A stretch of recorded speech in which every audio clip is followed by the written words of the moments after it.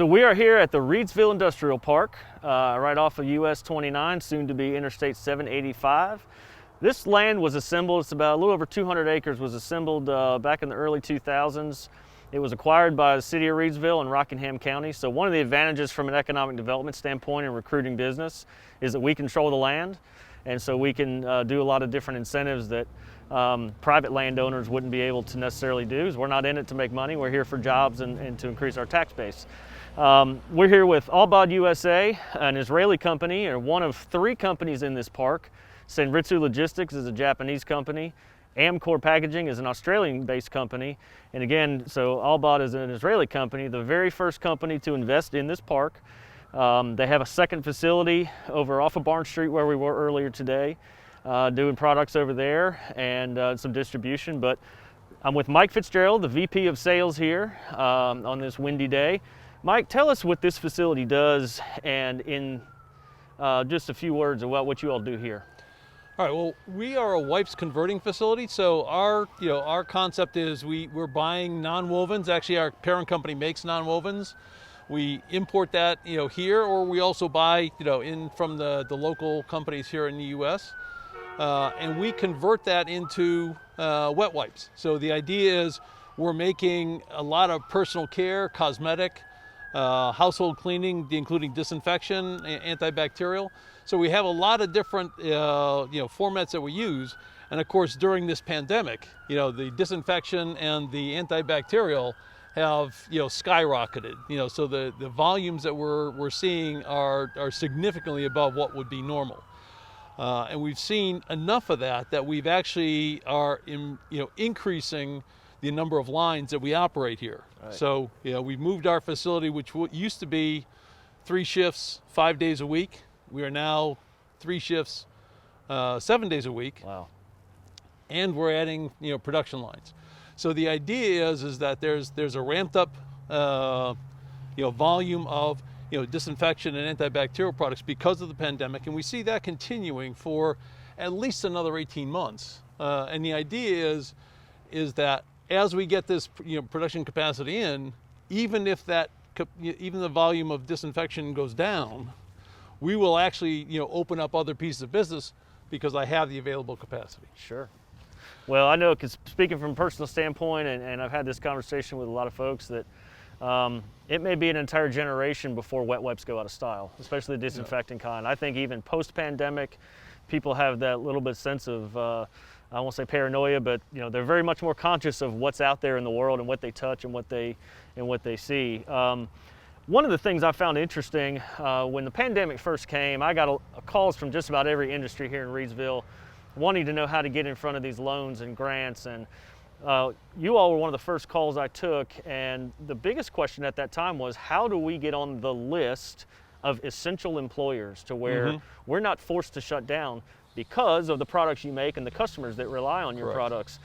Talk to me a little bit about some of the things you all did right away to adapt, changing shift times, staggering break times, and social distancing. How did you all do that in a crowded facility? Well, we're actually, typically our workers are separated because on our lines just by nature of the business. So we have, people who run our primary converting equipment, then we have people who run our primary wrapping equipment, and then when it comes to the outside is where we have people packing. And those we have the ability to separate them a little bit online. For the most part, they're wearing masks. But normally in our facility, we have special gowning rules, special washing rules, because microorganisms are something we live with every day, and we want to make sure they don't go into our product. So in order to go into our converting hall, you have to wash your hands, you have to wear gloves, you have to wear head coverings and special gowning, because we know that there's, the microorganisms are all around us, and we carry them. Sure. So inherently we have, protocols for mitigating microorganisms. So the idea is that's something that we do normally, and then in our packaging area, what we're doing is we're separating them, and even in our cafeteria, we separated the chairs, the 6 feet. We're trying to maintain that whole social distancing protocols. And now as this whole virus thing is coming back around, you're seeing more and more masks being worn in our facilities. Even though in a lot of cases, we're in separate offices, Right. but people are wearing masks, again, just to mitigate any possibility that we're going to run into a problem. Sure. And as a result of the growth of this company, and they've been growing over the years, it's not just today. Tell me, if you can, a little bit about, in today's world, November 30th today, estimate how many job openings you have, and let's say 6 months from now, how many you may have. Wow, rough numbers. Well, we're actually, we're in the process of adding production lines. Right. So, when those production lines hit, we want to have trained people already here. So we're already, ramping up the amount of employees, that we're hiring. I think we're, somewhere over 300 already. And that's, I don't know if it's a little bit less than doubled.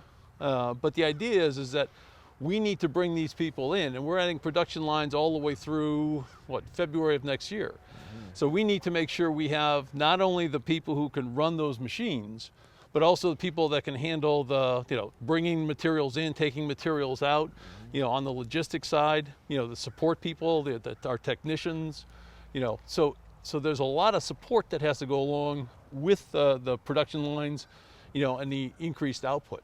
Yeah. So those are all things that are going to require, both skilled and unskilled labor. Sure. And we've done, city has helped host 2 job fairs with Albaad in the last couple of months out at Market Square, very safe and socially distanced job fairs, and it's been very successful, and we're planning to have a third one. So those folks who have been laid off in various industries and various business sectors can come right out here, get a job just about on the spot. As long as you can pass a background test and a drug screen, mm-hmm. they will consider hiring you on the spot, and it's a great company to work for. I just hear nothing but good things from your employees that I know have worked here over the years, and we certainly appreciate the continued investment Albaad's making in Reidsville. We appreciate the jobs you bring to the community, all the investment that mm-hmm. you bring, and just also being a great corporate partner and community-oriented mm-hmm. Entity. So anything else you want to share? Well, I do. I wanted to just say that how grateful we are for the city of Reidsville, the county and the state. They all support us, in a lot of the things that we do. Our objective is to grow. So we brought a business. When we opened up the other facility, we brought a business from Kentucky to here, so we can get the synergies of that growth. And also to help the people here in this area, as well as to get some synergies between our 2 facilities. Yeah. And there's been a great support from the city, and we appreciate that. And it also helps us because especially now, you don't hear a lot about trucking, mm-hmm. but trucking is very, very tight. And the reason is because of the pandemic.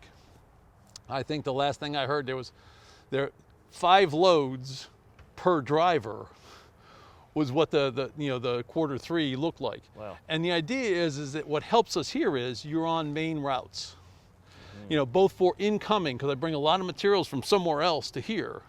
And of course, when we ship from here to a whole, all 50 states.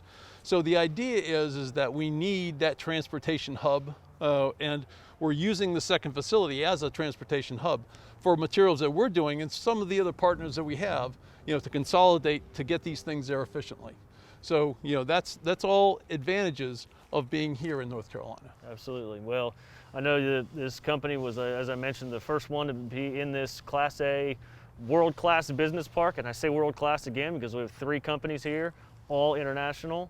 Potential down the road, we may have more, and we're excited about the growth of this park, about our community, about Albaad, and all of our industries. And Mike, we just appreciate your time today. Thank you. Absolutely. Thank you. Okay.